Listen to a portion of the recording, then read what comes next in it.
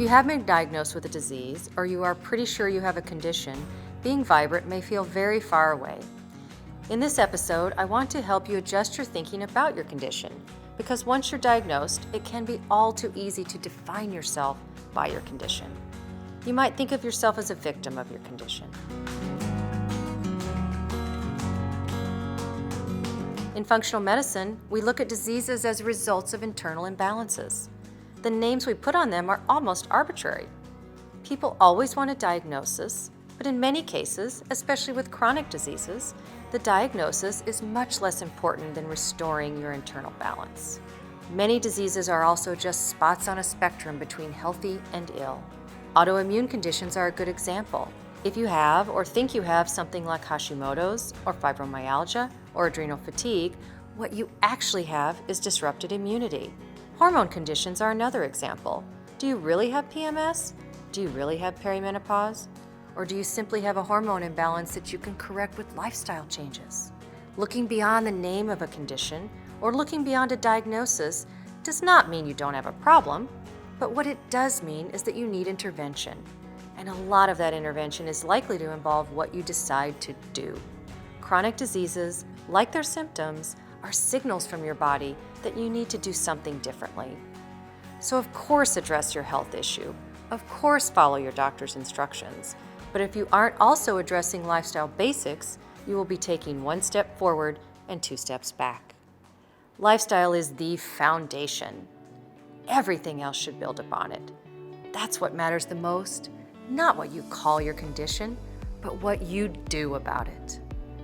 Being vibrant is about taking action, no matter what health state you're in right now. Whether you feel okay or terrible today, working towards vibrancy means you can feel a little bit better tomorrow, and a little bit better the day after that, and on, until the only diagnosis you have is that you are brimming with vibrancy. Well, so we haven't talked for about a year. Yes. You look a little different. What happened? As you can see, I lost 60 pounds. And I have been working so hard to get rid of this extra weight as I'm getting older. I don't want to be carrying that around. Well, congratulations. Thank you. Celebrate that. Oh, I felt so good and so energetic. And so now we need to zero in on what you're eating, specifically from a nutritional perspective, not just a caloric perspective. Right. So being very good with our green leafy vegetables, with your lean meats and proteins. Okay. Maybe talking about beginning to remove some of the high carbohydrate grains. Exercise is something I have not been doing at all while I lost all that weight. All I did was go on a walk every now and then, but nothing else. So I guess I should probably be doing that, right? We could begin, absolutely, at least 15 minutes, 20 minutes a day. And also, if you're not used to the exercise, we want to think about what you love to do, what you like to do, what you know you will do every day, and you're not going to dread it. And then you could, for example, track your number of steps per day. You could track your sleeping.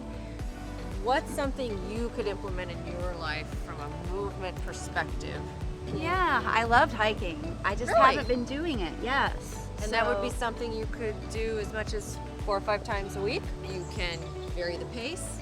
You could go faster, slower, get some of your cardio in. You can work on these large muscle groups and start to gain muscle tone.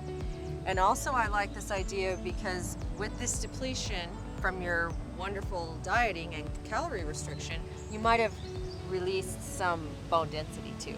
So when you lose weight, you release a lot of those minerals. Oh. You don't have the weight pushing down on the joints, and joints actually respond by getting stronger. There's another thing I know I'm not doing, and that is drinking water, because I started drinking black coffee when I was losing weight because it had no calories, and I really like the caffeine, but I literally drink maybe 1 or 2 glasses of water a day, and so is that bad? Well, it's not great. You're using the caffeine now to maintain the weight loss, or to bring up your energy. And That's to bring what I'm my hearing. energy. Yep. And you're not drinking a whole lot of water. No. And you seem to feel like that might not be the best thing. I can see Well, that. I never get thirsty, but I always hear you're supposed to drink a lot of water and that it flushes things out, but I just never think of it, or I'm just not in the habit. Right. You think you could cut the coffee down in half? I could probably do 2 if I knew I didn't have to give it up altogether because I really like it. Okay, so let's do 2 a day to Okay. start out. And the other 2 cups that you would have had, could that be water?